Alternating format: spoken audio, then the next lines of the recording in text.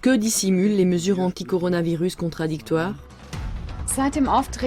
Depuis l'apparition des infections à Covid-19, les politiciens et les experts se contredisent constamment. En ce qui concerne les masques de protection, le conseiller médical du gouvernement allemand, Christian Drosten, a déclaré en janvier 2020 que le virus ne pouvait pas être arrêté par ce moyen. Aussi Lars Schade, le vice-président de l'Institut Robert Koch, a-t-il rejeté en février le port des masques de protection dans la vie quotidienne parce qu'ils étaient inutiles. Néanmoins, à la fin du mois d'avril, les masques obligatoires ont été introduits dans tout le pays, dans les magasins et dans les transports publics, bien qu'à ce moment-là, les chiffres de l'infection aient déjà baissé. L'Organisation mondiale de la santé avait initialement critiqué le port du masque. S'il est appliqué de manière inappropriée, le masque peut même devenir dangereux.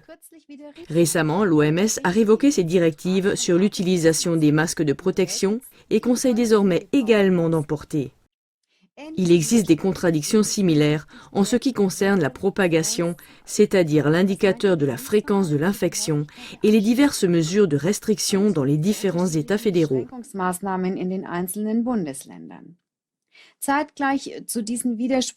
Parallèlement à ces contradictions et à ces mesures illogiques, on observe une censure massive sans précédent sur YouTube et d'autres sites d'investigation.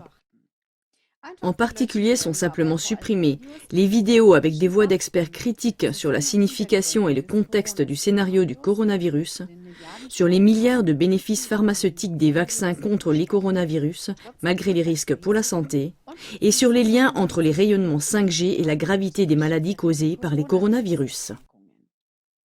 Est-ce qu'on fait disparaître des informations importantes qui montrent que le but de toutes ces mesures de protection n'est apparemment pas la sécurité et la santé de la population mondiale? Un auteur inconnu résume ainsi tout le malaise de la population. Ce n'est que lorsque le dernier salon de coiffure et la dernière petite entreprise seront en faillite, lorsque le dernier élève aura perdu son avenir et que le dernier enfant de maternelle aura peur de la proximité, lorsque nous aurons tous oublié comment se présente un sourire, alors seulement nous nous rendrons compte que le coronavirus n'est pas notre plus gros problème dans le monde.